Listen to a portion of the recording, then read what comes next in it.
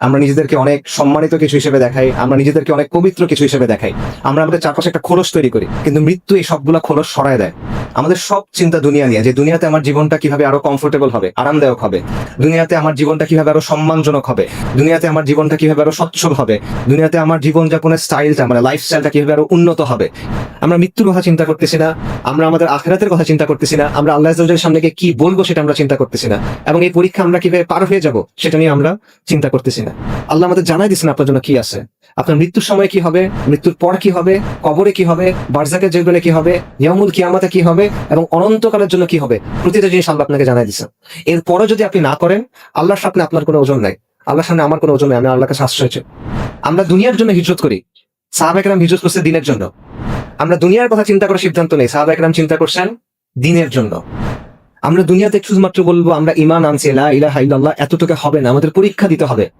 তো এই পরীক্ষা আমাদেরও আছে, আপনি মনে করেন না যে এই পরীক্ষা আমাদের শেষ, ওই সাহাবায়ে কেরামের সময় পরীক্ষা হয়েছে, আমাদের এখন আর পরীক্ষা নেই। এই পরীক্ষা আমাদের সবার আছে, এই পরীক্ষা প্রত্যেকে তার অবস্থান অনুযায়ী দিতে হবে। এই পরীক্ষা আমরা পাস করতে পারতেছি না, এই পরীক্ষা নিয়ে আমরা চিন্তাও করতেছি, আমরা বেখেয়াল হয়ে আছে। আপনি যদি কোনো কিছুই না করেন দিনের জন্য কোনো চেষ্টা না করেন, সামগ্রিকভাবে কোনো চেষ্টা না করেন যে আমার যে জায়গাটাতে আমার জন্ম, যে জায়গাটাতে আমি বেঁচে আছি, যে সমাজের মধ্যে আমি বেঁচে আছি, এখানে দিন ইসলামের জন্য আমার কিছু একটা করা উচিত এবং এটা আমার জীবনের একটা গুরুত্বপূর্ণ অংশ, এটা যদি আপনার মধ্যে না থাকে, এটাকে যদি আপনি বিন্দুমাত্র গুরুত্ব না দেন, আপনি আল্লাহর কাছে গিয়ে কি ওজর দিবেন বলেন? আমি আল্লাহর কাছে গিয়ে কি ওজর দিব বলেন? আলহামদুলিল্লাহ, আমরা আল্লাহর শুকরিয়া আদায় করি।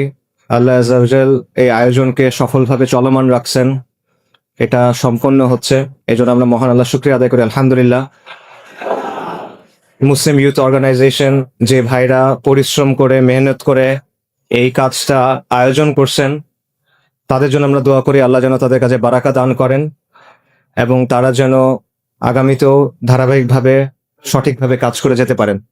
আপনাদেরকেও শুকরিয়া, আল্লাহ আপনার উত্তম জাযা দান করেন। আপনারা দ্বীন ইসলামের কিছু কথা শোনার জন্য, কিছু কথা জানার জন্য আজকে এখানে আসছেন। আল্লাহ আপনাদেরকে উত্তম জাযা দান করেন। আপনাদের যে নিয়ত নিয়ে আপনারা এখানে আসছেন, যে সময়টা এখানে দিচ্ছেন, আল্লাহ এটা কবুল করেন ইনশাআল্লাহ তাআলা। আমি একটা প্রশ্ন দিয়ে শুরু করি। আপনারা কখনো লাশ গোসল করাইছেন?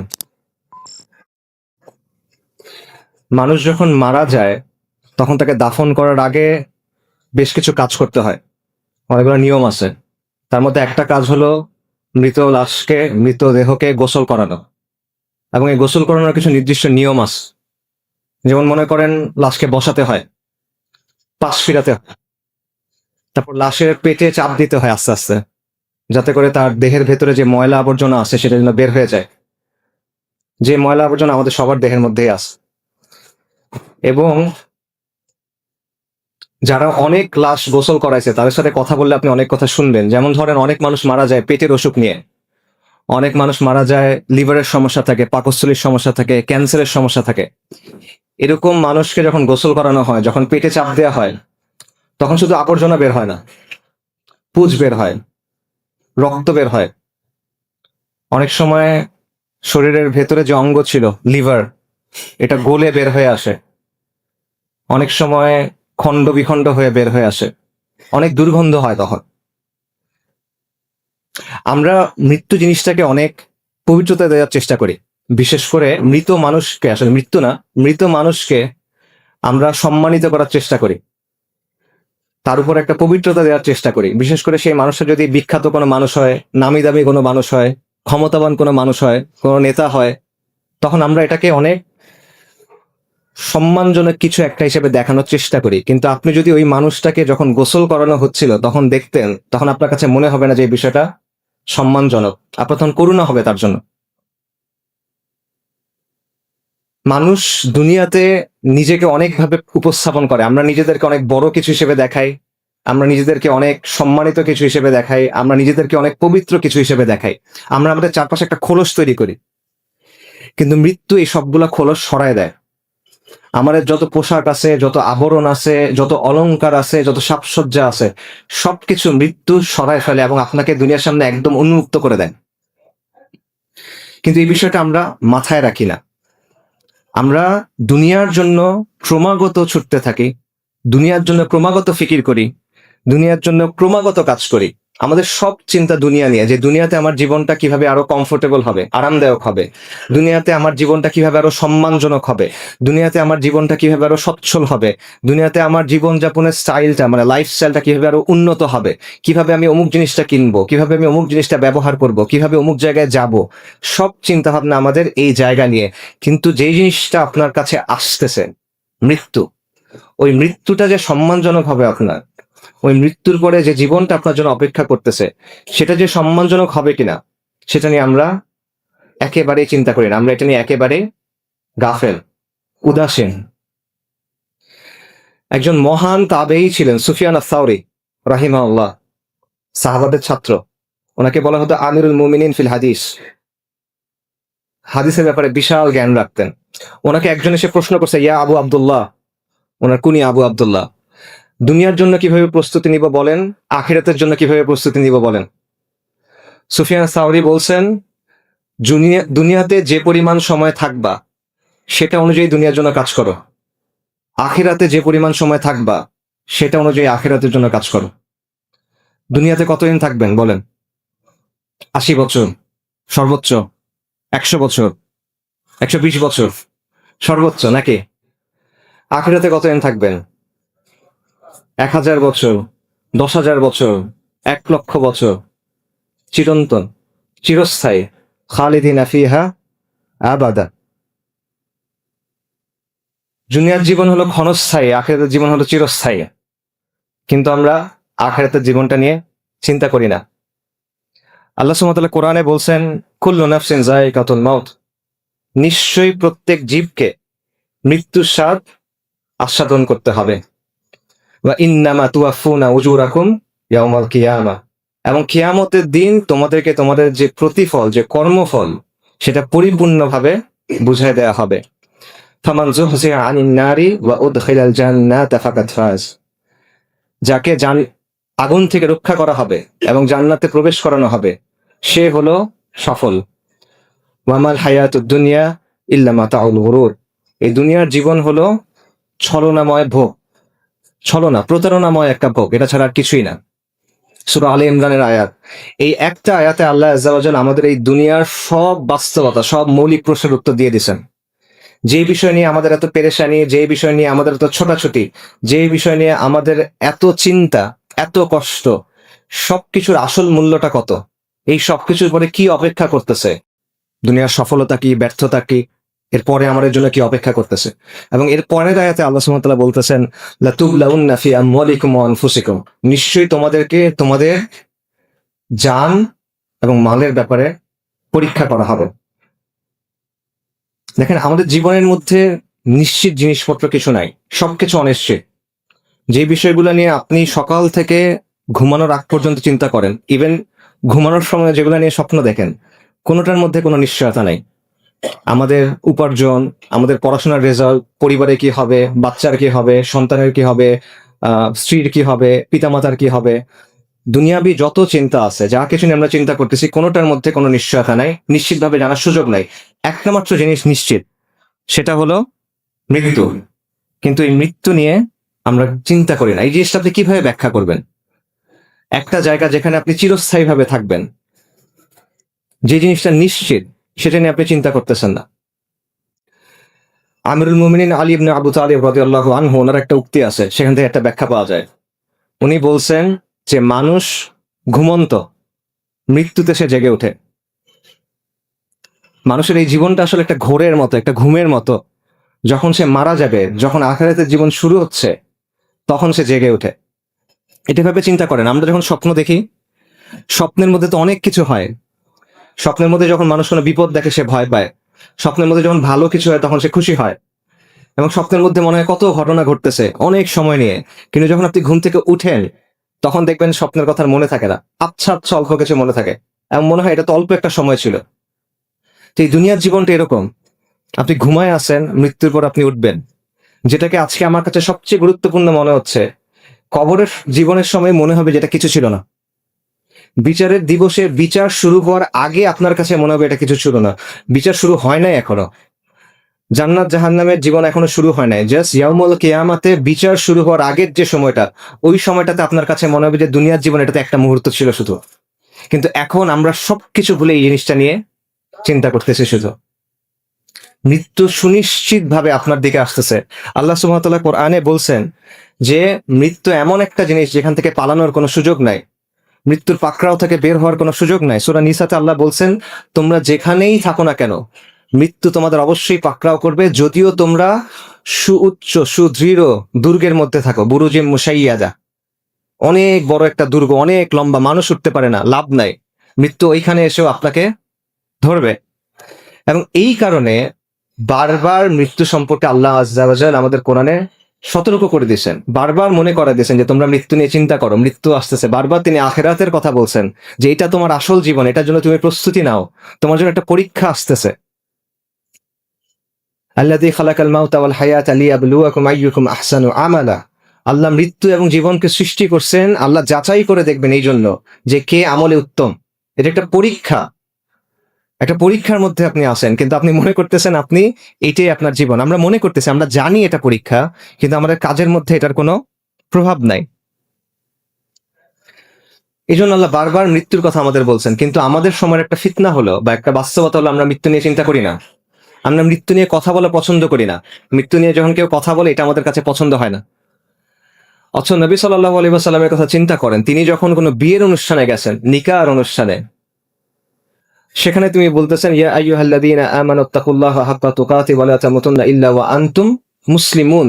সেখানেও তিনি এই আয়াত পড়তেছেন যে তোমরা মুসলিম না হয়ে মৃত্যুবরণ করো না। একটা নিকার অনুষ্ঠান, যেটা হলো একটা আনন্দের জিনিস, আনন্দের জিনিসটা বিয়ে হয়েছে, আপনাদের জন্য তো অনেক অপেক্ষা করে আছেন, রাইট? আনন্দের জিনিস, একটা নতুন পরিবার শুরু হচ্ছে, সেই পরিবার থেকে নতুন মানুষ আসবে, সেইখানেও এসে নবী সাল্লাল্লাহু আলাইহি ওয়াসাল্লাম মৃত্যুর কথা স্মরণ করা দিচ্ছেন। নবী সাল্লাল্লাহু আলাইহি ওয়াসাল্লাম বলছেন আকসিরু যিকরা হাদিমিল লাজ্জাত, যে বেশি বেশি করে তোমরা ওই জিনিসকে স্মরণ করো যেটা সুখ বিনাশী, যেটা সবকিছু সুখ নষ্ট করে দেয়, যেটা সবকিছু স্বাদ নষ্ট করে দেয়। সেই জিনিসটা কি? সেই জিনিসটা মৃত্যু। কেন এটা বারবার বলা হচ্ছে? কারণ এভাবে আপনি আখিরাতের জন্য নিজেকে প্রস্তুত করবেন, নইলে পারবেন না। যখন মৃত্যুকে কথা চিন্তা করবেন, যখন আখিরাতটা আপনার কাছে বড় মনে হবে, তখন আপনি আমলের দিকে যেতে পারবেন, তখন আপনি গুনাহ থেকে সরে আসতে পারবেন, তখন আপনি দুনিয়ার যে প্রতারণা এখান থেকে দূরে সরতে পারবেন। সাহাবায়ে কেরামের আমল আমরা যখন আজকে পড়ি, ওনাদের আমলের কথা আমাদের কাছে অবিশ্বাস্য মনে হয়, ওনাদের যে কুরবানি আমাদের কাছে অবিশ্বাস্য মনে হয়, ওনারা যে ইবাদত করছেন আমাদের কাছে অবিশ্বাস্য মনে হয়। ওই সমাজের সবচেয়ে সম্মানিত মানুষ ছিলেন ওনারা, মক্কার সমাজে। কুরাইশ আরবের মধ্যে সবচেয়ে সম্মানিত, সেই মক্কার মধ্যে ওনারা সম্মানিত ছিলেন। প্রথম দিকে সাহাবী যারা, মুহাজির সাহাবী যারা, সম্মানিত মানুষের জন্য সবচেয়ে কষ্ট হলো অপমান। সেই অপমান তাদেরকে সহ্য করতে হয়েছে, রাতারাতি অপমান। আগের দিন সম্মানিত মানুষ, পরের দিন ইসলাম গ্রহণ করছে, অপমানিত। উমর রাদিয়াল্লাহু আনহু, কুরাইশের সব গুরুত্বপূর্ণ আলোচনায় তাকে রাখা হতো, কিন্তু যেদিন উনি ইসলাম গ্রহণ করছেন বললেন, ওই দিন তার সাথে প্রকাশ্যে কাবার সামনে মারামারি হয়েছে, সকাল থেকে সূর্য মাথার উপরে উঠে যাওয়া পর্যন্ত। আপনারা শুনছেন এগুলা, আপনারা জানেন। তাদেরকে নিজের ঘরের মানুষ ঘর থেকে বের করে দিয়েছে। মুসআব ইবনে উমার রাদিয়াল্লাহু আনহু কোনো কিছু ছাড়া ঘর থেকে বের করে দেওয়া হয়েছে, পোশাক ছিল না ওনার। সাহাবীদেরকে নিজের বাসার লোকজন ধরে পিটাইছেন, উসমান রাদিয়াল্লাহু আনহুকে। অসংখ্য এরকম ঘটনা। শুধু এটা না, সবকিছু ছেড়ে বিদেশে চলে যেতে হয়েছে, আবিসিনিয়ায় চলে গেছেন রিফিউজি হিসেবে, কোনো পরিচয় নাই তাদের আবিসিনিয়ায়। তাদেরকে মদিনায় যেতে হয়েছে রিফিউজি হিসেবে, ইনিশিয়ালি তো রিফিউজি হিসেবেই, তো আশ্রিত হিসেবে যেতে হয়েছে তাদেরকে। তারপরেও শেষ হয় নাই, এরপর তাদেরকে লড়াই করতে হয়েছে নিজের বাপের সাথে, নিজের ভাইয়ের সাথে, নিজের পরিবারের সাথে। এই কুরবানি, এই আমল, এই ইবাদত তারা কিভাবে করছেন? কিভাবে সম্ভব এটা? এটা সম্ভব কারণ তাদের কাছে আখিরাতটা ইম্পর্টেন্ট ছিল। তারা দুনিয়াতে থাকতেন, তাদের শরীরগুলো দুনিয়াতে, কারণ তাদের ফোকাসটা আখিরাতের দিকে, তাদের চিন্তাটা আখিরাত নিয়ে, তারা মৃত্যু নিয়ে চিন্তা করতেন। এই কারণে দুনিয়াকে তারা এভাবে ঠেলে দিতে পারতেন, এই কারণে তারা এত কষ্ট করতে পারতেন, এত আমল করতে পারতেন। এবং নবী সাল্লাল্লাহু আলাইহি ওয়াসাল্লাম এইভাবে তাদের তাসকিয়া এবং তারা কি তারবিয়া করছিলেন, প্রশিক্ষণটা দিয়েছিলেন যে তারা এটা যেন পারেন। এটা নবী সাল্লাল্লাহু আলাইহি ওয়াসাল্লাম কিভাবে করছেন? তিরমিজির একটা হাদিস আছে, এটার বাংলা আমি বলতেছি। নবী সাল্লাল্লাহু আলাইহি ওয়াসাল্লাম সেখানে বলতেছেন, দুনিয়া হলো অভিশপ্ত, এবং দুনিয়াতে যা কিছু আছে সেটা হলো অভিশপ্ত, শুধুমাত্র আল্লাহ জিকির ছাড়া এবং ওই বিষয়গুলো ছাড়া যেটা আল্লাহ সন্তুষ্টির কারণ হতে পারে। ইমাম আল বাইহাকি শুআবুল ঈমানে একটা ঘটনা বর্ণনা করছেন আব্দুল্লাহ ইবনে মাসউদ রাদিয়াল্লাহু আনহু থেকে। নবী সাল্লাল্লাহু আলাইহি ওয়াসাল্লাম এবং সাহাবায়ে কেরাম একদিন রাদিয়াল্লাহু আনহুম একদিন বের হয়েছেন রাস্তায়। তারা হাঁটতে হাঁটতে একটা জায়গায় গেলেন, সেখানে গিয়ে তারা দেখলেন একটা মৃতদেহ, হাড়, পোশাক, মাথার খুলি। রাসূলুল্লাহ সাল্লাল্লাহু আলাইহি ওয়াসাল্লাম তখন বললেন, এই যে মাথার খুলি, এটার ভিতর একদিন চোখ ছিল যে চোখ দিয়ে সে দেখতো, এটার ভিতরে একদিন জিভ ছিল যে জিভ দিয়ে সে কথা বলতো, এটার ভিতরে একদিন কান ছিল যে কান দিয়ে সে শুনতো, আজকে তার কি অবস্থা। তারপর নবী সাল্লাল্লাহু আলাইহি ওয়াসাল্লাম বলছেন যে এটাই হলো দুনিয়ার হাকিকা, এটা হলো দুনিয়ার বাস্তবতা, এটা হলো দুনিয়া একটা লাশ। এই ঘটনাটা নিয়ে, এটা সনদ নিয়ে কিছু কথা আছে, যায়িফ বলছেন অনেকে। বাকি আমরা তো কোনো হুকুম বলতেছি না, ওলামায়ে কেরাম বলছেন যে তারগিব এবং তাহরিদের জন্য, উৎসাহ দেওয়ার জন্য বা ফজিলতের জন্য এটা বলা যায়। তো এইভাবে নবী সাল্লাল্লাহু আলাইহি ওয়াসাল্লাম সাহাবায়ে কেরামের মনকে প্রস্তুত করছিলেন, তাদের অন্তরকে প্রস্তুত করছিলেন কিসের জন্য? এই দুনিয়াতে তাদের যে কাজ সেটার জন্য এবং আখিরাতের জন্য। এবং সাহাবাদের অবস্থা কিরকম ছিল?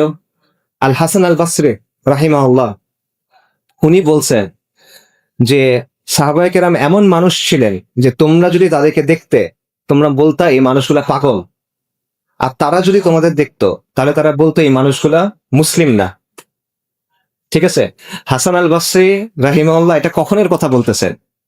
বেশি হলে তাবেঈনদের সময়ের কথা, মানে নবী সাল্লাল্লাহু আলাইহি ওয়াসাল্লামের থেকে এক প্রজন্মের ডিফারেন্স। সেই সময়ের মানুষের ব্যাপারে হাসান আল বাসরি বলতেছেন যে সাহাবায়ে কেরামকে দেখলে তোমরা বলতে এই মানুষগুলা পাগল, আর তারা যদি তোমাদের দেখতো তারা বলতো এরা মুসলিমই না। সাহাবায়ে কেরাম কেমন ছিলেন শোনেন। আমিরুল মুমিনিন ওমর ইবনুল খাত্তাব রাদিয়াল্লাহু আনহুর সময়ের কথা। উনি মসজিদুন নববীতে বসে আছেন। ওই সময় রোম এবং পারস্য বিজয় হয়েছে, মুসলিম সেনাবাহিনী ওই জায়গাগুলো বিজয় করছে এবং সেখান থেকে গনিমা আসতেছে, গনিমতের মাল আসতেছে।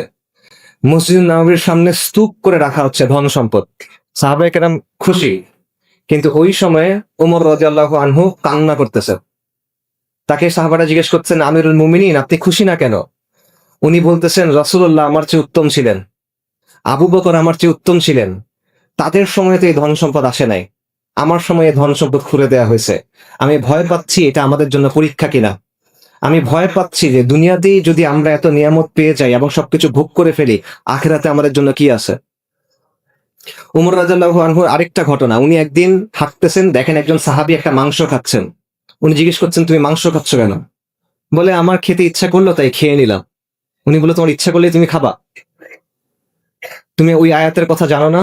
সূরা আহকাফে একটা আয়াত আছে যেটা কাফেরদের জন্য নাজিল করা, যে কাফেরদেরকে আল্লাহ আযজা ওয়া জাল বলবেন যে তোমাদের যত নিয়ামত ছিল এটা তো তোমরা দুনিয়াতে ভোগ করে ফেলছো, তাই আজকে তোমাদের জন্য হলো শাস্তি, অপমানজনক শাস্তি। উনি ওই আয়াতের কথা বলে বলতেছে, তোমার এইটা ভয় লাগে না? আয়াত কিন্তু কাফেরদের জন্য। কিন্তু ওমর রাদিয়াল্লাহু আনহুর চিন্তাটা এমন, যিনি উনি ভয় থেকে বের হইতে পারতেছেন না, যে দুনিয়াতে এত ভোগ করব, এত মজা করব, এত নিয়ামত নিব, আখিরাতে যদি আমার কিছু না থাকে। এটা ছিল তার চিন্তা। সাহাবী সাঈদ ইবনে আমির রাদিয়াল্লাহু আনহু। আজকে আমরা কি করি দেখেন, আজকে আমরা দুনিয়ার পিছনে ছুটি, দুনিয়ার জন্য আল্লাহর অবাধ্যতা করি, দুনিয়ার জন্য আল্লাহ যেটা করতে বলছেন সেটা থেকে সরে যাই, তারপরে বলি আলহামদুলিল্লাহ ফর এভরিথিং। মনে করেন ব্যাংকে চাকরি পাইছে, তখন বলে আলহামদুলিল্লাহ ফর এভরিথিং। হারাম কাজ করতেছে, বিদেশে যাইতেছে ঘুরতে, আলহামদুলিল্লাহ ফর এভরিথিং। এইটা হলো আমাদের অবস্থা। আমরা মনে করতেছি যে আল্লাহর যেটা অবাধ্যতা সেটাকে আমাদের কাছে অবাধ্যতা মনে হয় না। আর সাঈদ ইবনে আমির রাদিয়াল্লাহু আনহু, ওনার কি অবস্থা? উনি ছিলেন হিমস শহরের গভর্নর। ওনার কাছে একবার ওমর ইবনুল খাত্তাব রাদিয়াল্লাহু আনহু কিছু টাকা পাঠাইছেন, অর্থ পাঠাইছেন। ওই ব্যক্তি যখন ওনার কাছে আসছে তখন উনি বলতেছেন, আমিরুল মুমিনিন আপনার জন্য এই অর্থ পাঠাইছেন। তখন সাঈদ ইবনে আমির বলতেছে, ইন্না লিল্লাহি ওয়া ইন্না ইলাইহি রাজিউন। এরপর ওই লোক টাকা দিয়ে চলে গেছে। ওনার স্ত্রী জিজ্ঞেস করতেছেন যে কি ব্যাপার, আমিরুল মুমিনিন কি ইন্তেকাল করলেন? মানে ইন্না লিল্লাহ পড়ছেন কেন? তোমরা যে না, এর চেয়েও খারাপ ঘটনা। কি এর চেয়ে খারাপ ঘটনা? যে দুনিয়া আমার ঘরের মধ্যে ঢুকে গেছে, এটা এর চেয়েও খারাপ ঘটনা।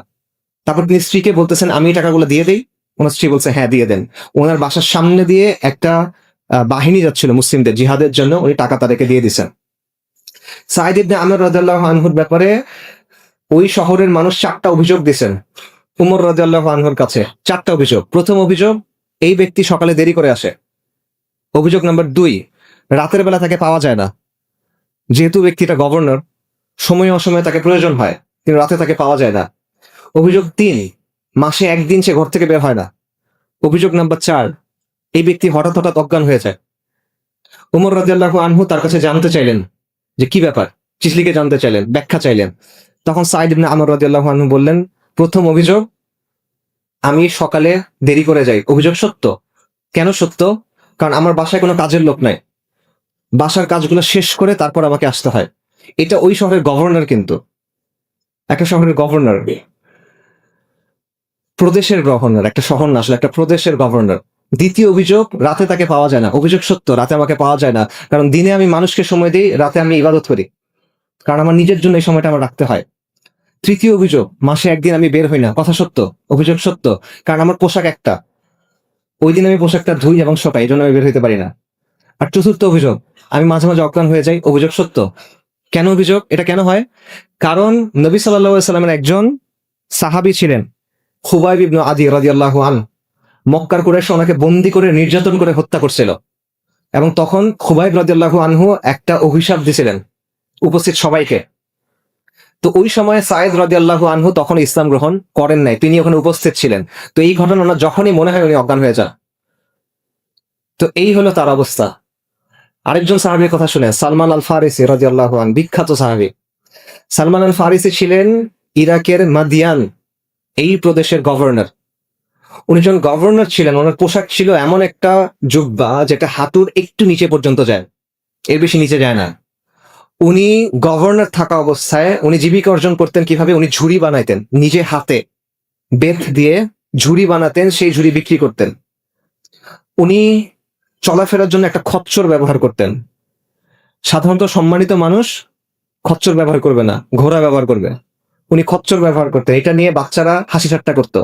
উনি চুপচাপ থাকতেন, উনি হাসতেন। ওনার অবস্থা এমন যে ওনাকে দেখে বোঝা যায় না। এক লোক শহরে ঢুকছে, ওনাকে ডেকে বলছে, এদিকে আসো, এই যে আমার গাধার পিঠে কিছু মালসামান আছে, এগুলো একটু নামায় দাও।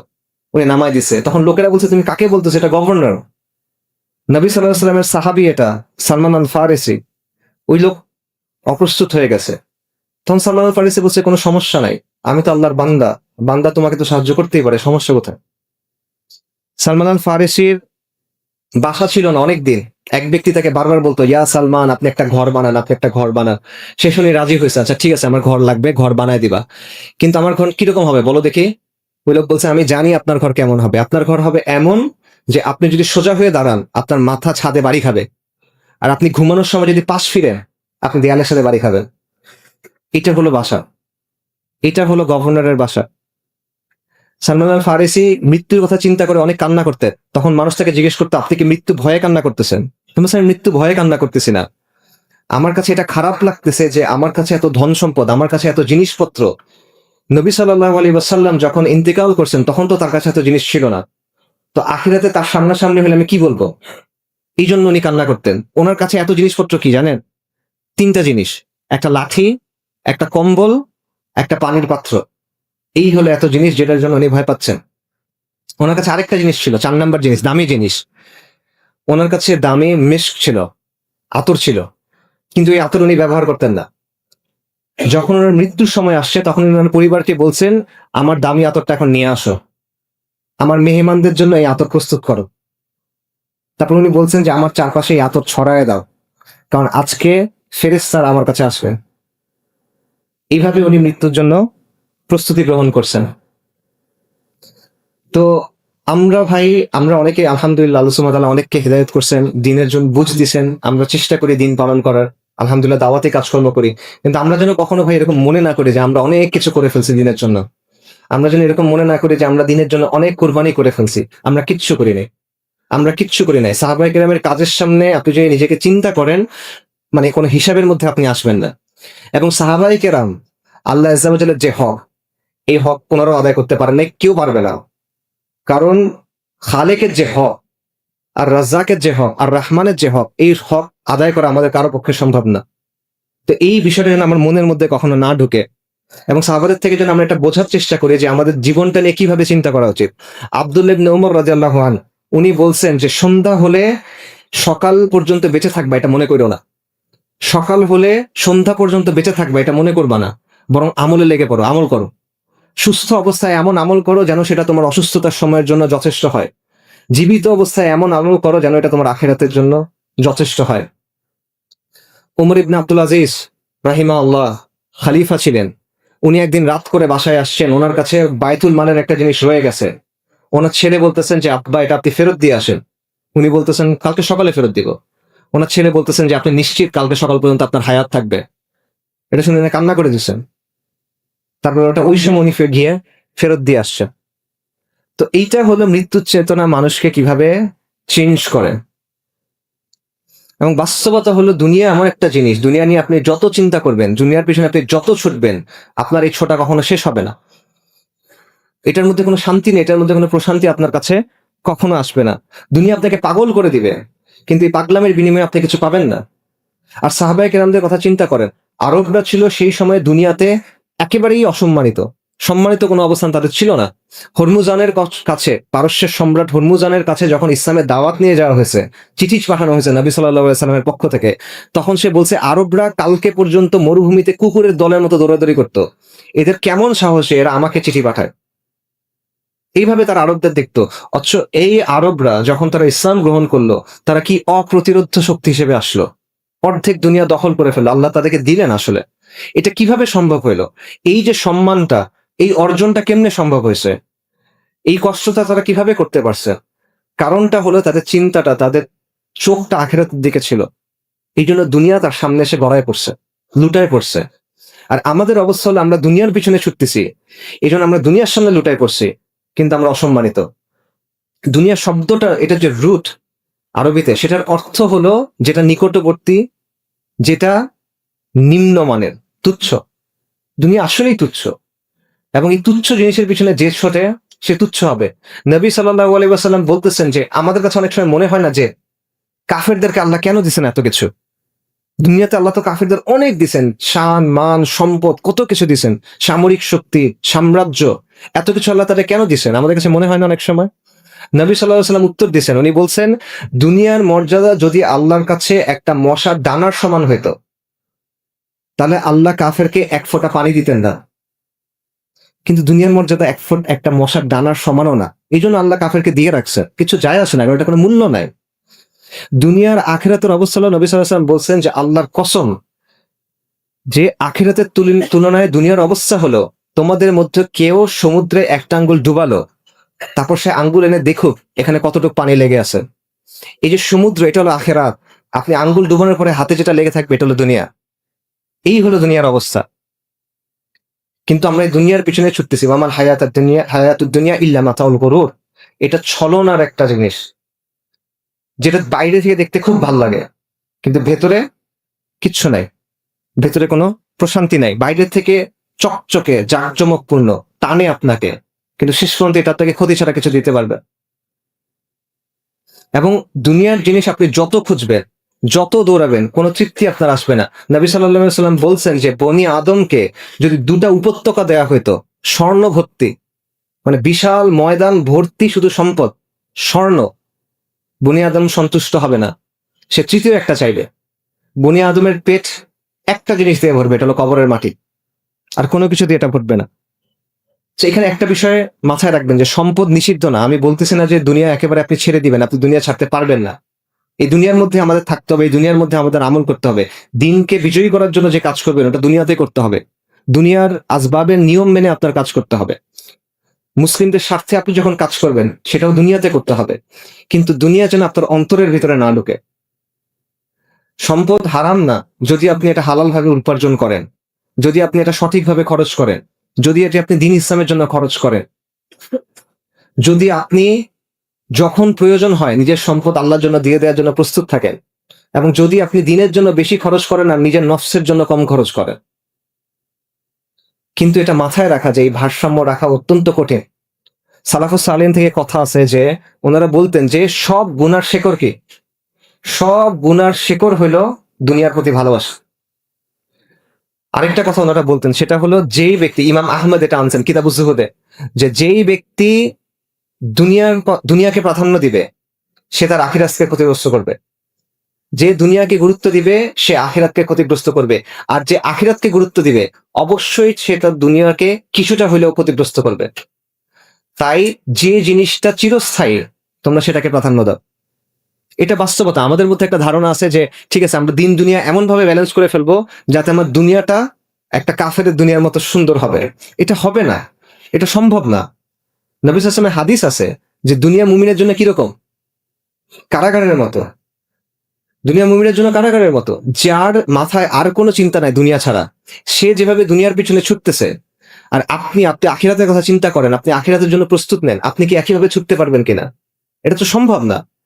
তো এই ব্যাপারটা আমাদের বোঝা উচিত যে যেহেতু আপনি বুঝছেন আল্লাহ আপনাকে এই নিয়ামত দিছেন, একটা পরীক্ষা আছে, ওই পরীক্ষার উত্তর সহ আল্লাহ আপনাকে বলে দিছেন, আপনাকে মহা পুরস্কারের জন্য আল্লাহ নিয়ামত দিছেন, তাহলে আপনাকে দুনিয়াতে কিছু জিনিস ছেড়ে দিতে হবে। এই ছেড়ে দেওয়ার মানসিকতা থাকতে হবে। 100 দুনিয়া পাবেন আবার দিনও ধরে রাখবেন, এটা হবে না। সালাফুস সালিহিন বলছেন এটা হবে না। রাসূলুল্লাহ সাল্লাল্লাহু আলাইহি ওয়াসাল্লামের কি অবস্থা ছিল? উনি মাটির ঘরে থাকছেন, ছোট ছোট ঘরের মধ্যে থাকছেন, দিনের পর দিন চলে গেছে, তার বাসায় রান্না হয় নাই, মাটিতে থাকছেন তিনি। এরকম ছিল না? নবী সাল্লাল্লাহু আলাইহি ওয়াসাল্লাম বলছেন যে দুনিয়ার সাথে আমার সম্পর্ক কি? আমার সম্পর্ক তো এমন যে আমি একজন মুসাফির, যাবার সময় একটা গাছের ছায়ায় আমি বিরতি নিছি। এটা হলো দুনিয়া।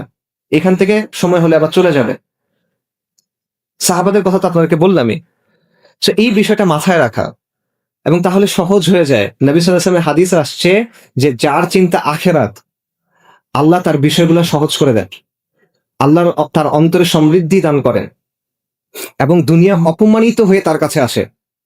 আর যার চিন্তা হলো দুনিয়া, আল্লাহ তার বিষয় তার সামনে দারিদ্র্যকে ঝুলায় দেন। আল্লাহ তার বিষয়গুলো ছিন্ন বিচ্ছিন্ন করে দেন এবং সে দুনিয়া থেকে অতটুকুই পায় যেটা তার জন্য লেখা ছিল। এবং সাহাবাদের ক্ষেত্রে এটা প্রমাণিত। দুনিয়ার প্রতি যে অনাসক্ত হয় সে আখিরাত পায়। মানুষের কাছে যেটা আছে এটার প্রতি যার আসক্তি নাই সে মানুষের ভালোবাসাও পায়। মানুষের কাছে যেটা আছে মানুষ ওটা চায়, আপনি যখন ওটা চান মানুষ খুশি হয় না, দুঃখ পায়। মানুষের কাছে চাইলে মানুষ পছন্দ করে না অপছন্দ করে? অপছন্দ করে। আল্লাহর কাছে চাইলে আল্লাহ পছন্দ করে, আল্লাহর কাছে না চাইলে আল্লাহ অপছন্দ করেন। আল্লাহর কাছে চাইতে হয়। সেই বিষয়টা বোঝা। মামাল হায়াতুদ দুনিয়া ইল্লা মাতাউল গুরুর। এবং এই দুনিয়ার সমাপ্তিটার কথা ভাই চিন্তা করা। আয়েশা রাদিয়াল্লাহু আনহা বলতেছেন যে নবী সাল্লাল্লাহু আলাইহি ওয়াসাল্লামের শেষ সময়ে তার সামনে পানির একটা পাত্র রাখা হয়েছে। রাসূলুল্লাহ সাল্লাল্লাহু আলাইহি ওয়াসাল্লাম সেই পানি দিয়ে বারবার মুখ মুছতেছেন এবং বলছেন লা ইলাহা ইল্লাল্লাহ, নিশ্চয়ই মৃত্যুর মধ্যে কষ্ট আছে। সালাফুস সালিহিনের অনেকে মৃত্যু যন্ত্রণা সম্পর্কে বলছেন যে মুমিনের জন্য সবচেয়ে কষ্টকর জিনিস হলো মৃত্যু যন্ত্রণা। শাহাদাত যদি না আসে, শাহাদাতের যন্ত্রণা নাই, কিন্তু শাহাদাত ছাড়া যত মৃত্যু আছে দুনিয়াতে এর চেয়ে আর কোনো কষ্ট মুমিনের জন্য নাই। এবং সেই কষ্ট কিরকম? তীর দিয়ে আপনার শরীর ছিন্ন বিচ্ছিন্ন করে দেওয়া হচ্ছে, লোহার পেরেক হাতুড়ি দিয়ে ঠুকে ঠুকে আপনার শরীরে ঢোকানো হচ্ছে, গরম পানির মধ্যে আপনাকে ফেলে সিদ্ধ করে দেওয়া হচ্ছে। এটার যে কষ্ট, সালাফুস সালিহিন বলছেন যে মৃত্যুর কষ্ট এটার চেয়ে বেশি। ওনারা বলতেছেন কোন মানুষকে যদি মরার পর জীবিত করা যাইতো এবং বলানো যাইতো যে মৃত্যুটার কষ্ট কেমন, তোমরা পাগল হয়ে যাইতা, তোমাদের নাওয়া খাওয়া ভুলে যাইতা, তোমরা ভোগবিলাস ভুলে যাইতা, তোমরা উন্মাদের মতো হয়ে যাইতা। এই মৃত্যু আপনার জন্য আসতেছে, আমার জন্য আসতেছে, এবং এই মৃত্যু দুইটার একটা হবে, দুই রকমের একরকম হবে। সাহাবী বারা ইবনে আজিব রাদিয়াল্লাহু আনহু থেকে একটা হাদিস আছে, মুসনাদে আহমেদের লম্বা হাদিস। সেখানে রাসূলুল্লাহ সাল্লাল্লাহু আলাইহি ওয়াসাল্লাম বলতেছেন যে যখন মুমিনের মৃত্যুর সময় হয় তখন মালাইকারা আসেন জান্নাত থেকে কাফন নিয়ে, তারা তার সামনে এসে বসেন। তারপর মালাকুল মউত আসেন এবং তখন তাকে বলা হয় যে আপনি আজকে আনন্দিত হন, আপনি আজকে খুশি হন, আপনার রব আপনাকে যে প্রতিশ্রুতি দিয়েছেন সেটার সময় আসছে। ইয়া আইয়াতুহান নাফসুল মুতমাইন্না ইরজি ইলা রাব্বিকি রাদিয়াতান মারদিয়া, যে হে প্রশান্ত আত্মা, যে আপনি আসেন সন্তুষ্ট হয়ে এবং আল্লাহর সন্তুষ্টির পাত্র হয়ে। এবং সেই সময় তার রূহ তার বডি থেকে বের করে নেওয়া হয়। এবং এটা কিভাবে হয়? নবী সাল্লাল্লাহু আলাইহি ওয়াসাল্লাম বলতেছেন পানি যেভাবে গড়ায় পড়ে এভাবে এটা হয়, হালকাভাবে হয়ে যায়। আর যখন ফাসেক ফুজ্জার মারা যায় বা কাফের মারা যায় তখন তার কি অবস্থা হয়? মালাইকারা আসেন জাহান্নাম থেকে কাফন নিয়ে, তারা তার সামনে এসে বসেন, মালাকুল মউত আসেন এবং তাকে তখন বলা হয় যে বের হয়ে আসো আজকে তুমি অবাধ্য বান্দা, আল্লাহর রাগের দিকে তুমি বের হয়ে আসো, আল্লাহর শাস্তির দিকে তুমি বের হয়ে আসো, এবং তার রূহ তখন কবজ করা হয় এবং তার রূহ বের হয়ে আসতে চায় না। এবং এটা কেমন হয়, নবী সাল্লাল্লাহু আলাইহি সাল্লাম বলছেন, ভেজা তুলার মধ্যে যদি একটা কাঁটাওয়ালা ডাল ঢুকানো হয় এবং এটা যখন টেনে বাইর করা হয়, এই প্রসেসটা এরকম। আমি যদি ভেজা তুলার মধ্যে কাঁটাওয়ালা ডাল ঢুকে বের করে আনার সময় কি হবে বলেন? ছিঁড়ে বের হয়ে আসবে, এইভাবে রূহ বের হয়ে আসবে তখন। তো এই দিনটা আপনার জন্য আসতেছে, আমি জানি না আপনার জন্য কখন আসবে, আমার জন্য কখন আসবে, কিন্তু এই দিনটা আমাদের সবার জন্য আসতেছে। এখন একমাত্র প্রশ্ন হলো, ওই দিনটাতে আপনাকে কিভাবে সম্বোধন করা হবে, ওই দিনটা আপনি কিভাবে পার করবেন। এরপরে এই রূহগুলাকে নিয়ে নবী সাল্লাল্লাহু আলাইহি ওয়াসাল্লামের হাদিসে আসছে, ফেরেশতারা মুমিনের রূহকে নিয়ে আসমানে উঠে, প্রথম আসমানে যান, তাদের জন্য অনুমতি দেওয়া হয়, দ্বিতীয় আসমানে যান, তারা উঠতে থাকেন, শেষ পর্যন্ত আল্লাহর কাছে আনা হয়, তখন তাদেরকে সম্মানিত করা হয়। তারপর আল্লাহ বলেন যে তাদেরকে মাটিতে ফেলে দাও, কারণ আমি মাটি থেকে তাদের সৃষ্টি করছি, মাটিতে তাকে ফেলে দাও এবং মাটি থেকে আমি তাদেরকে পুনরুত্থিত করব। আর কাফেরের আত্মার ক্ষেত্রে, ফাসিক ফুজ্জারের ক্ষেত্রে কি হবে? তাকে আসমানে অনুমতি দেওয়া হবে না, বরং তাকে বলা হবে তাকে সিজ্জিনে নিক্ষেপ করো। কবরে আপনার জন্য কি অপেক্ষা করতেছে বলেন? উসমান রাদিয়াল্লাহু আনহু যখন কবরের কথা বলতেন, উনি কান্না করা শুরু করতেন। সাহাবায়ে কেরাম বলছেন যে আপনি জান্নাত জাহান্নাম নিয়ে কথা বলেন, তখন কান্না করেন না, কবরের কথা বলার সময় কান্না করেন কেন? উনি বলছেন, রাসূলুল্লাহ সাল্লাল্লাহু আলাইহি ওয়াসাল্লাম আমাদের জানাইছেন যে কবর হলো আখিরাতের প্রথম ধাপ। এই ধাপটায় যদি কেউ সফল হয়, বাকি ধাপগুলা সহজ হয়ে যাবে। এই ধাপটায় যদি কেউ ব্যর্থ হয়, বাকি ধাপগুলা কঠিন হয়ে যাবে। এই জন্য কবরের কথা চিন্তা করলে আমার ভয় লাগে, এই জন্য উনি কান্না করেন। আসমা বিনতে আবু বকর রাদিয়াল্লাহু আনহা, বুখারীতে হাদিস আছে, উনি বলতেছেন যে একদিন উনি খুতবা শুনতেছেন রাসূলুল্লাহ সাল্লাল্লাহু আলাইহি ওয়াসাল্লামের। রাসূলুল্লাহ সাল্লাল্লাহু আলাইহি ওয়াসাল্লাম কবর নিয়ে কথা বলতেছেন, তারপর উনি বলছেন আমি এরপরে শুনতে পাচ্ছি না, কারণ প্রচন্ড শব্দ হচ্ছে, শোরগোল উঠছে, আমি শুনতে পাচ্ছি না। কিসের শোরগোল? সাহাবায়ে কেরাম কান্না করতেছেন, তারা মসজিদে শব্দ করে কান্না করতেছেন, যেই কারণে বাইরে থেকে শোনা যাচ্ছে না নবী সাল্লাল্লাহু আলাইহি ওয়াসাল্লাম কি বলতেছেন। পরে আসমা বিনতে আবু বকর রাদিয়াল্লাহু তাআলা আনহা, উনি একজনকে জিজ্ঞেস করছেন রাসূলুল্লাহ সাল্লাল্লাহু আলাইহি ওয়াসাল্লাম কি বললেন। রাসূলুল্লাহ সাল্লাল্লাহু আলাইহি ওয়াসাল্লাম বলছেন যে কবরে তোমাদের জন্য ফিতনা আছে, যেই ফিতনা দাজ্জালের ফিতনার মতো, কবরে তোমাদের জন্য পরীক্ষা আছে। এটা হলো সাহাবায়ে কেরামের অবস্থা, যে তারা যখন কবরের কথা শুনতেছেন, তারা এমন ভাবে কান্না করতেছেন যে বাইরে থেকে সেই কান্নার শব্দ শোনা যাচ্ছে না, নবী সাল্লাল্লাহু আলাইহি ওয়াসাল্লামের শব্দ শোনা যাচ্ছে না। আর আমাদের অবস্থা হলো যে এটা আমাদের মধ্যে কোনো প্রভাব ফেলে না। আমাদের অবস্থা হলো যে আমরা যখন জানাজার সময় যাই, আমি দেখতেছি একটা মানুষকে কবরে নামানো হচ্ছে, আমি দেখতেছি একটা মানুষকে একটা মাটির গর্তের মধ্যে ফেলে রাখা হচ্ছে। হয়তো আমার হৃদয়ের টুকরা কোনো মানুষকে আমি রেখে আসতেছি, হয়তো আমার বাবাকে আমি রেখে আসতেছি, হয়তো আমার মাকে রেখে আসতেছি, আমার সন্তানকে রেখে আসতেছি, আমার স্ত্রীকে রেখে আসতেছি, আমার কিছু যায় আসে না। হয়তো আপনাকে একদিন আমাকে এভাবে রেখে আসা হবে, আমাকে একদিন এভাবে রেখে আসা হবে, মাটির একটা ঘরের মধ্যে, অন্ধকার একটা ঘরের মধ্যে আমাদের রেখে আসা হবে। কিন্তু এই চিন্তা আমাদের কষ্ট দেয় না, কারণ আমাদের অন্তরের মধ্যে এই অসুখটা ঢুকে গেছে। মৃত্যু আমাদের কাছে বাস্তব মনে হয় না। আমরা জানি মৃত্যু আসবে, আমরা জানি আখিরাত আসবে, কিন্তু এটা আমাদের কাছে ওরকম বাস্তব মনে হয় না, দুনিয়াটা আমাদের কাছে বাস্তব মনে হয়। এটা হলো সাহাবাদের সাথে আমাদের পার্থক্য, এটা হলো আমাদের রোগ। রাসূলুল্লাহ সাল্লাল্লাহু আলাইহি ওয়াসাল্লাম বলছেন যে তোমরা যদি জানতা, আমি যেটা জানি এটা যদি তোমরা জানতা, তাহলে তোমরা হাসতা কম, কাঁদতা বেশি। উনি কি জানতেন? রাসূলুল্লাহ বলছেন, যদি আমি আল্লাহর কাছে দোয়া করতাম যাতে কবরের শব্দ তোমাদেরকে শোনানো হয়, কিন্তু এটাতে এমন হইতে পারে যে তোমরা ভয় পেয়ে কবর দেয়াই বন্ধ করে দিবা, এই জন্য আমি দোয়া করতেছি না। কথা বুঝতে পারছেন? কবরের যে শব্দ, এটা যদি মানুষকে শোনানো হইতো, এটা এত ভয়ঙ্কর যে মানুষ হয়তো ভয়ে আর কাউকে কবরই দিবে না। নবী সাল্লাল্লাহু আলাইহি ওয়াসাল্লাম বলতেছেন,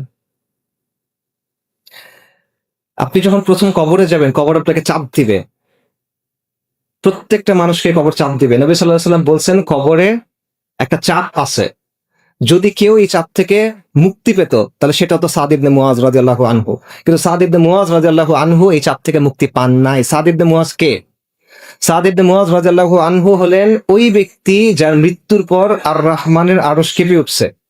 হাদিসে আসছে সাদ ইবনে মুআজ রাদিয়াল্লাহু আনহুর জানাজার সময় আসমানের সবগুলো দরজা খুলে দেওয়া হয়েছে। হাদিসে আসছে সাদ ইবনে মুআজ রাদিয়াল্লাহু আনহুর জানাজার সময় ৭০,০০০ ফেরেশতা জানাজায় শরীক হয়েছেন। তাদের মধ্যে এমন ফেরেশতা আছেন যারা ওই দিনের আগে দুনিয়াতে অবতরণ করেন নাই। উনি আওস গোত্রের প্রধান, যিনি শুরু থেকে নবী সাল্লাল্লাহু আলাইহি ওয়াসাল্লামকে সাহায্য করে গেছেন। শহীদ, উনি শহীদ, শাহাদাত পাইছেন। এই ব্যক্তির জন্য কবরের চাপ থেকে মাফ নাই। আল্লাহর ওয়ালি এই ব্যক্তি, তার জন্য কবরের চাপ থেকে মাফ নাই। আমার আপনার জন্য এই অবস্থা কিরকম হবে? কিন্তু এই জিনিসটা আমরা চিন্তা করি না। কবরের পরীক্ষা আছে। নবী সাল্লাল্লাহু আলাইহি ওয়াসাল্লাম আমাদের জানাইছেন যে যখন কবরে একজন মানুষকে রেখে আসা হবে, দুইজন ফেরেশতা তার কাছে আসবেন, মুনকার এবং নাকির, এবং তাকে প্রশ্ন করা হবে যে তোমার রবকে, তোমার দিন কি ছিল, এবং তোমাদের মধ্যে এই যে ব্যক্তি প্রেরিত হয়েছিল তার ব্যাপারে তুমি কি বলো? মুমিন বলবে আমার দিন ইসলাম, আমার রব আল্লাহ, ইনি আল্লাহ রসুল মোহাম্মদ রসুল্লাহ সাল্লাল্লাহু আলাইহি ওয়াসাল্লাম। আর মুনাফিক কাফের সে কি বলবে? সে বলতে পারবে না। সে বলবে আমি মানুষকে কি কি বলতে শুনছিলাম, আমি সেগুলাই বলছি, আমি জানি না। মুমিন যখন এই জবাব দিবে তখন আসমান থেকে বলা হবে আমার বান্দা সত্য বলছে, এবং তখন তাকে জান্নাতের পোশাক পরানো হবে, জান্নাতের বিছানা দেয়া হবে, এবং তার কবরে জান্নাতের দিকে একটা দরজা খুলে দেওয়া হবে, তাকে জান্নাতে তার জায়গা দেখানো হবে, এবং তখন সে আল্লাহকে বলবে আল্লাহ কিয়ামতটা দ্রুত করে দেন। আর ওই বান্দা যে কাফের মুনাফিক, তাকে সে যখন বলবে আমি জানি না, তখন বলবে এই সে মিথ্যা বলতেছে, এবং তখন তার জন্য জাহান্নামের যে পোশাক থাকবে, জাহান্নামের বিছানা দেওয়া হবে, এবং জাহান্নামের দিকে দরজা খুলে দেওয়া হবে, এবং সে বলবে আল্লাহ কিয়ামত যেন না হয়, কারণ তখন তার ওখানে যেতে হবে। তো এটা হলো কবর। আমরা কবরকে দুনিয়ার অংশ মনে করি, কবর আখিরাতের সাথে যুক্ত। কবর আখিরাতের সাথে যুক্ত, সেখান থেকে আপনার বারজাকের জীবন শুরু হয়ে গেছে। এবং মুসলিম কবরের শাস্তি আছে কিনা? অবশ্যই আছে। ওলামায়ে কেরাম এটা বলছেন, ইমাম আল কুরতুবী বলছেন যে মুসলিম যে গুনাহগার, এবং এটা হাদিসেও আসছে, অনেক কারণ আলোচনা আছে, সেখানে যাচ্ছি না, যে ওই শাস্তি আপনার আমাদের জন্য আল্লাহ হেফাজত করেন। গুনাহগার বান্দার জন্য এটা কবরে তার শাস্তি আছে। আল্লাহ তাআলা বলছেন ফামান যুহজিহা আনিন নারি ওয়া উদখিলাল জান্নাতা ফাকাদ ফাজ ওয়া মাল হায়াতুদ দুনিয়া ইল্লা মাতাউল গুরুর। সফলতা কিভাবে? এগুলো থেকে বাঁচবেন কিভাবে? সফলতা হলো এইটাই, যাকে আগুন থেকে রক্ষা করা হলো এবং জান্নাতে প্রবেশ করানো হলো, সেই হলো সফল। এবং দেখেন আল্লাহ বলছে যে রক্ষা পেল না, যাকে রক্ষা করা হলো, যে প্রবেশ করলো না, যাকে প্রবেশ করানো হলো, সেই সফল। এটা আল্লাহর রহমত ছাড়া আপনি পাবেন না। তো এই জায়গায় আল্লাহ সুবহানাহু ওয়া তাআলা আমাদের জানাইছেন যে আল্লাহ মুমিনদেরকে সাহায্য করবেন। কি দিয়ে? মজবুত বাক্য দিয়ে। ওলামায়ে কেরাম বলছে একটা বাক্য দিয়ে আল্লাহ সাহায্য করবেন, সেটা কি? আল্লাহ আযজা ওয়া জাল্লা বলছেন ইউসাব্বিতুল্লাযীনা আমানু বিল কাউলিস সাবিতি ফিল হায়াতিদ দুনিয়া ওয়া ফিল আখিরাহ। মহান আল্লাহ মুমিনদেরকে কাউলুস সাবিত, এটার মাধ্যমে দুনিয়ার জীবনে এবং আখিরাতে সুপ্রতিষ্ঠিত রাখবে। এই কাউলুস সাবিত কি? লা ইলাহা ইল্লাল্লাহ, তাওহীদ। কিন্তু লা ইলাহা ইল্লাল্লাহ খালি বললে হবে না। লা ইলাহা ইল্লাল্লাহ খালি বললে হবে না, এটার পরীক্ষা দিতে হবে, আল্লাহ যাচাই করবে। এটা আমার কথা না, আল্লাহ সুবহানাহু ওয়া তাআলা বলছেন। আল্লাহ সুবহানাহু ওয়া তাআলা বলছেন আহাসিবান নাসু আইয়ুতরাকু আইয়াকুলু আমান্না ওয়া হুম লা ইফতানুন। তোমরা কি মনে করছো যে তোমরা বলবো আমান্না, আমরা ঈমান আনছি, তারপর তোমাদের অব্যাহতি দেওয়া হবে? হবে না। আল্লাহ সুবহানাহু ওয়া তাআলা পরীক্ষা নেবেন। ওয়ালাকাদ ফাতান্নাল্লাযীনা মিন ক্বাবলিহিম, আল্লাহ তাদের পূর্ববর্তীদের পরীক্ষা নিছিলেন। আল্লাহ পরীক্ষা করে দেখবেন যে কে সত্যবাদী এবং কে মিথ্যাবাদী। এটা মনে করেন না যে আপনি আজকে মুখস্থ করে গেছেন, পরীক্ষার সময় পরীক্ষার জবাব দিয়ে বের হয়ে আসছেন, ব্যাপারটা এমন না। আল্লাহ যাচাই করবেন, আল্লাহ যাচাই থেকে আপনি বের হইতে পারবেন না। এখানে কোনো দুই নাম্বারি করার সুযোগ নাই, এখানে কোনো ধোঁকা দেওয়ার সুযোগ নাই, এখানে কোনো বুঝ দিয়ে বের হয়ে আসার সুযোগ নাই। এবং আল্লাহ কিভাবে পরীক্ষা করবেন? নানাভাবে পরীক্ষা করবেন। একটা পরীক্ষার কথা আমরা আগেই বলছি, লাতুবলাউন্না ফি আমওয়ালিকুম ওয়া আনফুসিকুম। আল্লাহ আপনাদের, আমাদের জান এবং আমাদের জীবন দিয়ে আমাদেরকে পরীক্ষা করবেন। বিষয়টা বুঝেন ভাই। আপনি শুধুমাত্র লা ইলাহা ইল্লাল্লাহ বলছেন, এটাতে মনে করেন না যে আপনি সব পাকড়াও থেকে বেঁচে যাচ্ছেন। এটাতে মনে করেন না যে আপনি পরীক্ষা থেকে পার হয়ে গেছেন। এটাতে আমি যেন মনে না করি যে হ্যাঁ আমি সফল হয়ে গেছি। আপনার পরীক্ষা অবশ্যই দিতে হবে, আপনাকে যাচাই অবশ্যই করা হবে। আল্লাহ আযজা ওয়া জাল যে জিনিসটার কথা দিচ্ছেন, এটা অনেক মূল্যবান জিনিস, সস্তা কিছু না। জান্নাত, চিরস্থায়ী জান্নাত, এই জিনিসটা সস্তা কিছু না, এটা আল্লাহ সস্তাতে দিবেন না। দামি জিনিসের সওদা কখনো সস্তায় হয় কিনা? কখনো হয় না। দামি জিনিস কি সবাই পেয়ে যায় কিনা? পায় না। বেছে বেছে কিছু মানুষকে সেটা দেওয়া হয়। এখানেও সেটাই হবে। এগুলো আমি কেন বলতেছি? কারণ হলো বাস্তবতা হলো এখানে আজকে আমরা সবাই একসাথে আছি, আখিরাতে আমরা একসাথে থাকবো কিনা আমরা তো জানি না ভাই। আমরা এখানে কারা জান্নাতে যাব, কারা জাহান্নামে যাব, আমরা তো জানি না। আপনি যার সাথে একসাথে পাশে বসে আছেন, আপনার পাশের লোকটা জান্নাতে যাবে না জাহান্নামে যাবে, আপনি কই যাবেন আপনি তো জানেন না। এক জামাতের লোক, এক সংগঠনের লোক, এক কাতারে দাঁড়ায় থাকা লোক, একজনের কাছে আনুগত্য করা লোক, আমরা জানি না আমরা একসাথে আখিরাতে থাকবো কিনা, আমরা জানি না আমরা সফল হইতে পারবো কিনা। তো এই বিষয়টা আমাদের সবার খাস করে চিন্তা করা উচিত, সবার জন্য। মৃত্যু আসবে অবশ্যই, আমি মরবো, আপনি মরবেন, কোনো সন্দেহ নাই। কিন্তু এই মৃত্যুটাকে আমরা ভুলে আসি, আমরা জানি মৃত্যু আসবে, কিন্তু যখন হঠাৎ করে কোনো ঘটনা ঘটে তখনই মৃত্যু আমাদের চিন্তায় আসে, বাকি সময় আসে না। অথচ ব্যাপারটা তেমন হওয়ার কথা ছিল না। ব্যাপারটা হওয়ার কথা ছিল সবসময় আমরা আখিরাতের কথা চিন্তা করতেছি, সবসময় মৃত্যুর কথা আমার স্মরণে আসে, ব্যাপারটা তো এমন হওয়ার কথা ছিল। কিন্তু আমাদের এটা নাই, কারণ ওই যে আমাদের ওই যে ফোকাসটা সরে গেছে। আমাদের কাছে দুনিয়া অনেক অনেক বেশি গুরুত্বপূর্ণ আখিরাতের চাইতে। আমরা যত সিদ্ধান্ত নেই সেটা আমরা দুনিয়াবি জায়গা থেকে চিন্তা করি, আর আমরা সবকিছু শেষ হয়ে যাওয়ার অল্প যে সময়টা থাকে ওইটা একটু দিনের জন্য কিছু হয়তো বা করি, তারপর নিজেকে মনে করি যে আমি অনেক কিছু করছি দিনের জন্য, আমি অনেক বড় দিনদার, আমি দিনের অনেক বড় খেদমত করে ফেলছি, আল্লাহ মাফ করেন। আপনার পরীক্ষা আসতেছে, আপনার জন্য মৃত্যুর কষ্ট আসতেছে, সাকারাতুল মাউত সত্য, মৃত্যুর কষ্ট আপনার জন্য আসতেছে, আপনার মার জন্য আসতেছে, আপনার বাবার জন্য আসতেছে, আপনার সন্তানের জন্য আসতেছে। এর থেকে কোনো মুক্তি নাই যদি না আপনি শাহাদাত পান।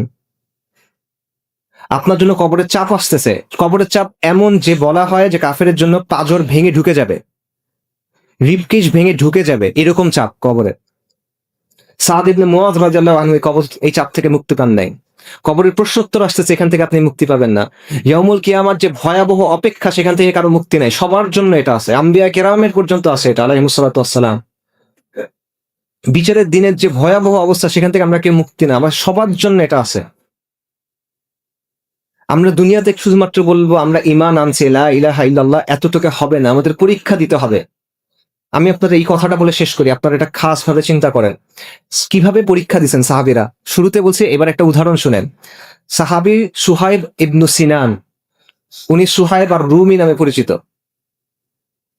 আর রুমি মানে রোমের লোক, উনি আসলে রুমি না, উনি আরবের লোক, কিন্তু ছোটকালে উনি বন্দী হয়েছিলেন এবং ওনাকে রোমে নিয়ে যাওয়া হয়েছিল। সেখানে উনি বড় হন এবং তাদের ভাষা শিখেন, পরে পালায় আরবে চলে আসেন। এই কারণে তাকে বলা হয়তো আর রুমি, সুহাইব আর রুমি রাদিয়াল্লাহু আনহু। উনি যখন পালায় চলে আসছেন, ওনার কোনো সম্পদ ছিল না, কিন্তু এরপর উনি ব্যবসা করলেন, আল্লাহ ওনার ব্যবসায় বরকত দিলেন, অনেক ধন সম্পদের মালিক হলেন।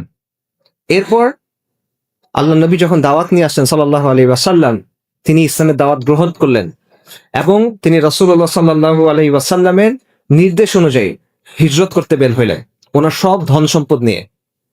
তিনি যখন ধন সম্পদ নিয়ে চলে যাচ্ছেন, কুরাইশ তাকে আটকাইছে। কুরাইশ বলতেছে যে তুমি দরিদ্র অবস্থায় আমাদের কাছে আসছিলা, আমাদের কাছে ব্যবসা করে তুমি আজকে এত ধন সম্পদ বানাইছো, তোমাকে আমরা যাইতে দিব না। তিনি বলছেন, তোমরা যদি আমাকে যাইতে না দাও, আমার কাছে এই তীর আছে এবং তোমরা জানো আমি কত ভালো তীর ছুটতে পারি, আমি তোমাদের দিকে তীর ছুড়বো এবং তোমরা মারা যাবা, এবং তোমরা যদি আমার কাছে আসো, আমার কাছে ধারালো তরোয়ার আছে, আমি তোমার সাথে ফাইট করব। কুরাইশ ভয় পাইছে। তারপর কুরাইশ বলছে, ঠিক আছে তুমি যাও, তোমার সম্পদ রেখে যাও। আমরা কি করতাম বলেন?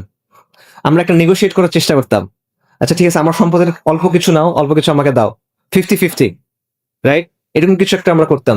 সোহেব আরবি বলছে, ঠিক আছে সব সম্পদ নাও। সব সম্পদ রেখে তিনি মদিনাতে চলে আসছেন। মদিনাতে তিনি যখন আসছেন, তখন রাসূলুল্লাহ সাল্লাল্লাহু আলাইহি ওয়াসাল্লাম বলছেন যে সুহাইব অনেক বড় ব্যবসা করে আসছে, সুহাইব অনেক সফল ব্যবসা করে আসছে। এটা হলো সফলতা, যেই দুনিয়া কামাইছেন। আপনি চিন্তা করে দেখেন, একটা মানুষ বন্দী ছিল, সে পালায় আসছে, দরিদ্র, কিচ্ছু নাই, তার পথে ঘাটে ঘুমানোর মতো অবস্থা। এই ব্যক্তি বিশাল বড় কোটিপতি হয়ে গেছে, এই সবকিছু ছেড়ে চলে গেছে। আবার আমরা দুনিয়ার জন্য দিন ছাড়ি, আমরা যাই না বিভিন্ন জায়গায়, আমরা দুনিয়ার জন্য হিজরত করি। সাহাবায়ে কেরাম হিজরত করছে দিনের জন্য, আমরা দুনিয়ার জন্য হিজরত করি, সাহাবায়ে কেরাম হিজরত করছেন দিনের জন্য।